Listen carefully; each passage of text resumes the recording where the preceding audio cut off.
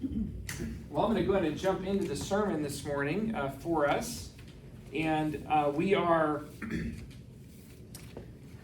still in Mark's Gospel, and we're in Mark chapter 10, and this is the series that we've been in. Jesus is Good News, and so this has been obviously I just like to set this up each week that I share about the Gospel of Mark, but we're really looking at the good news of Jesus in terms of the holistic expression of his life. So everything we see him say and do, and the teachings that he has, and the commands that he issues, these are all aspects of the good news, the gospel of Jesus. And so this morning we're going to look at a very interesting couple of stories this morning in Mark chapter 10, verses 32 to 52. And the title of the sermon this morning is, What Do You Want Me to Do For You? What do you want me to do for you? And I want you to take a look at, there's a picture here up on the screen of a genie and a bottle. And if you had a genie in a bottle that you found, or, we know this really doesn't exist, but if you were to come across a magic genie that you could rub and a genie would pop out of it and would grant you 3 wishes, it's really interesting to think about what we would wish for. You think about your own life. Like, what would you wish for if you had a genie pop out of the bottle? Would it be maybe, right off the bat, I'm going to wish for 3 more wishes, right? So that now I've added from my 3, I've added another 3.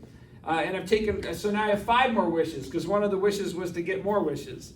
Maybe it's maybe you would like to live physically forever, that you would never ever ever pass away in terms of your physical body. Maybe it would be that you would want to grant a wish of I'd like to have an unending supply of money in my bank account.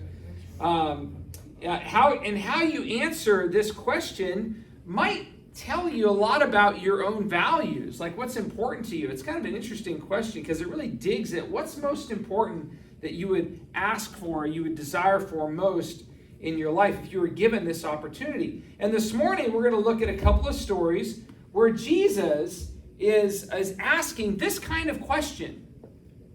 It's not necessarily, what 3 wishes do you want me to grant you, but he's asking this question, what do you want me to do for you?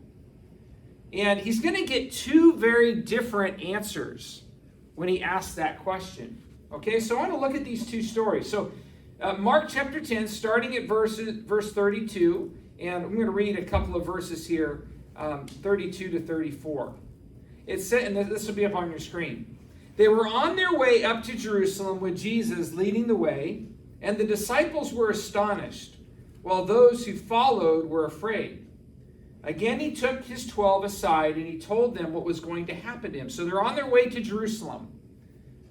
And he says, we're going up to Jerusalem, and the Son of Man will be delivered over to the chief priests and the teachers of the law. They will condemn him to death and will hand him over to the Gentiles, who will mock him and spit on him, flog him, and kill him. 3 days later, he will rise. So a very sobering message, right? The 3 days later rising, that's like, okay, well, there's at least some good news in this, right?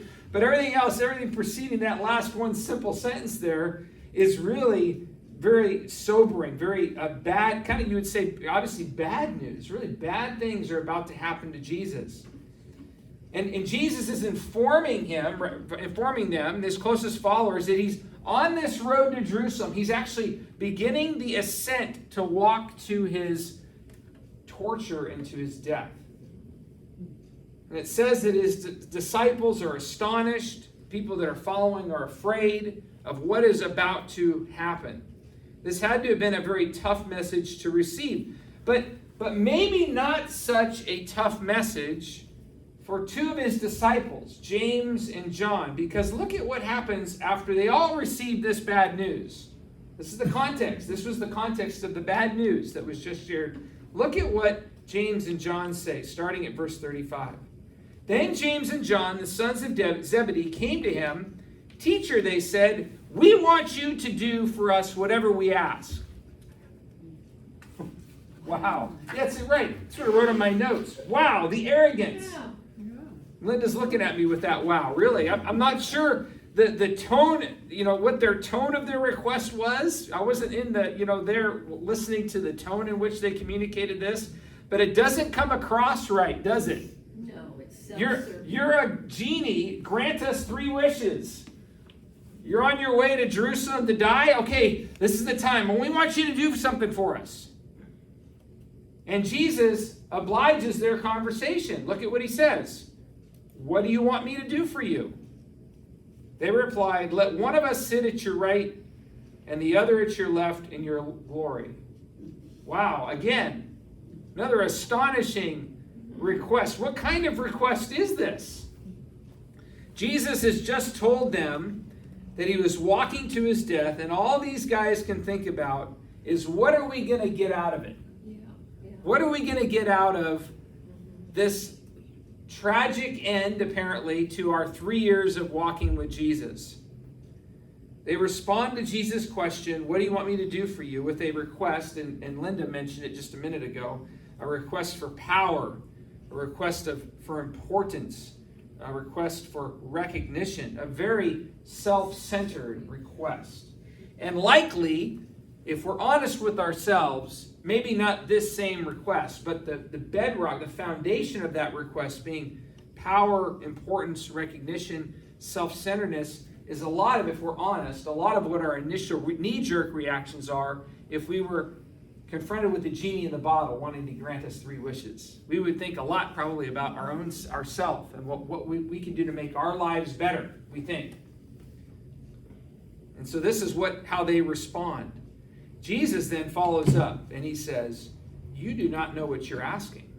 Jesus said, can you drink the cup I drink or be baptized with the baptism I am baptized with? We can, they answered. Jesus said to them, you will drink the cup I drink and be baptized with the baptism I am baptized with. Like those 3, baptized, baptism, and baptized, all in one sentence. But to sit at my right or my left is not for me to grant. These places belong to those for whom they have been prepared. So this language is a little bit obscure to us because we don't live in kingdoms and monarchies with kings and stuff like that. But really this request to sit at the right and the left is really second in charge, right, to the king. And the tremendous power. They actually act on behalf of the king in many different ways. And so they're asking for a very prominent position in terms of the kingdom of God. Jesus basically responds to their request, and he says no. Not in so many words, but he says no. He knows that they're asking the wrong question. They're asking the wrong question.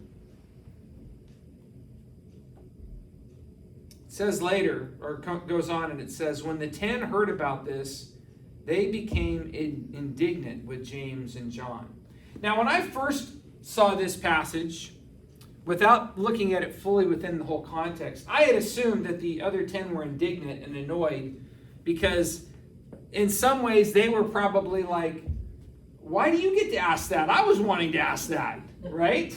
That's why they were annoyed. They were indignant. They were frustrated at the response. But now that we can understand this in the context, the rest of the disciples, probably like us here in this room, are disturbed by the nature of the request and the timing of the request. It's like, really? You're going to ask him for that? And now, after Jesus has just shared a tough message of what's going to happen to him, that's how you respond? I mean, it's really quite ugly, isn't it? It's shameful. It is shameful. Yes. So Jesus then takes this opportunity as a teaching moment and he brings them together. It says Jesus called them together and he said, you know those who are regarded as rulers of the Gentiles lord it over them, and their high officials exercise authority over them. Not so with you. Instead, whoever wants to become great must become your servant. And whoever wants to be first must be slave of all. For even the Son of Man did not come to be served, but to serve, and to give his life as a ransom for many. Even the king, and this, trying to quantify this in terms of, or use the connection or the symbolism of a king doesn't come to be served, a king has servants. Yet Jesus, the supreme king of the universe, does not come to be served, but to serve, and actually to give his life away for the sake of others. And so Jesus teaches to the heart of the matter. The kingdom of this world, he even talks about it here, the kingdom of this world finds significance in power and ranks and titles. Right? We have magazines today that are built around the what is it, the Forbes 100 or whatever. You've got the most profitable companies in the United States, the most powerful CEOs. We have athletics, right, where we have the highest paid athletes in different sports. We have entertainers that are movie stars that are net worth in the billions for all the movies that they have done or the television shows that they have done, right? And so we live in a society that elevates people who have attained positions of power or influence, money, status in our world. And so these things are values that are built into the fabric of our culture. Yet Jesus has a different way. He shares this here in this story. James and John wanted to be great and powerful, but Jesus says, actually, if you're going to rule in my kingdom, you're going to be servants and slaves of others. And this was modeled by Jesus in his own life. He modeled this by serving other people in very sacrificial ways, with the extreme amount of sacrifice being his own death. Okay, so this is a very powerful story of Jesus, talking about the values of his kingdom, living a life of sacrificial servanthood. This story is now countered with another story where Jesus asks the same question of another person. I found this quite interesting. Again, missed it on my initial reading of this. So I looked at these stories in context together in chapter 10. Look at Mark, the next story in Mark chapter 10, starting at verse 46. Then they came to Jericho. So I was trying to look at where they were traveling from. They had gone across the Jordan River. I think they had gone across the Jordan River previous to this, and they were now heading back over. They had to go through Jericho as they were making their ascent to Jerusalem, depending on the direction they were coming from. So they came to Jericho while they're on their way to Jerusalem. As Jesus and his disciples, together with another crowd, were leaving the city, leaving Jericho, a blind man, Bartimaeus, which means son of Timaeus, was sitting by the roadside begging.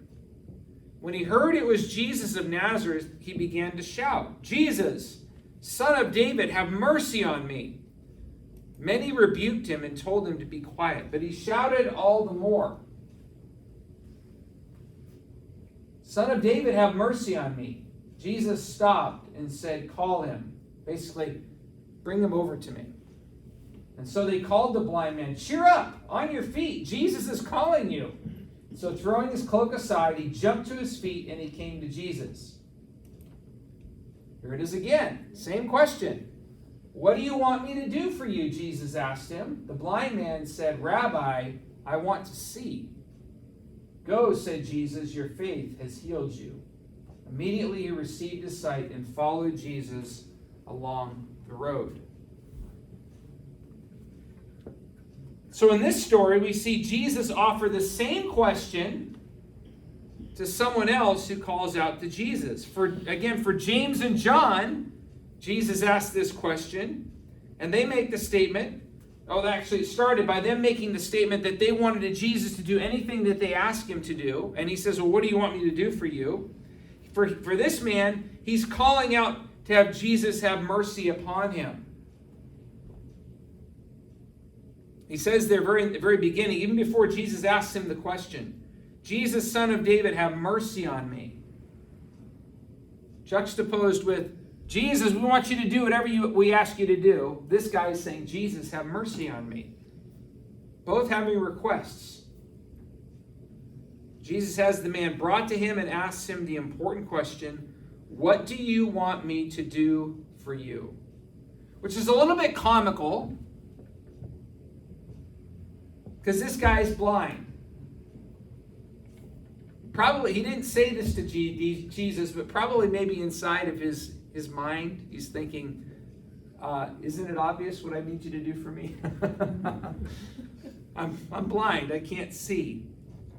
But Jesus asks him the question, and he wants him to verbalize, what do you want me to do for you? And he says, I want to see. And because he had faith that Jesus could do it, Jesus honored his request and gave him his sight. In one story, we see a request based on power and fame. And in another, we see a request generated out of deep need that this individual has. Jesus says no to the request based on power and fame, and yes, based on the request that is generated out of a place of brokenness, out of a place of need. Both requests point to the condition of the hearts of the people making their requests. One is based on a desire for power, fame, and boosting one's ego and self. The other is based in faith and a desire to be freed from their suffering. And of course, he honors the request that comes out of deep need and rejects the request that supports the values of the kingdom of this world. So what I want to do with our time that's left this morning is I want us to think about this question that Jesus poses to these individuals. Because I think Jesus poses the same question to us as well. What do you want me to do for you? What do you want me to do for you? How do you respond? What do you truly want when you begin to work through the fluff? When you really drill down, what are your deepest desires, your deepest needs? You know, many times in our initial thinking, when we get asked a question like this, it would be like I mentioned, like what an initial request would from a genie in a bottle. Oh, I'd like to have financial security. I'd like to have more money in my retirement plan. I'd like to be able to accomplish a list of items on my bucket list, aka, going to Fiji and staying in one of those little huts on the water, right?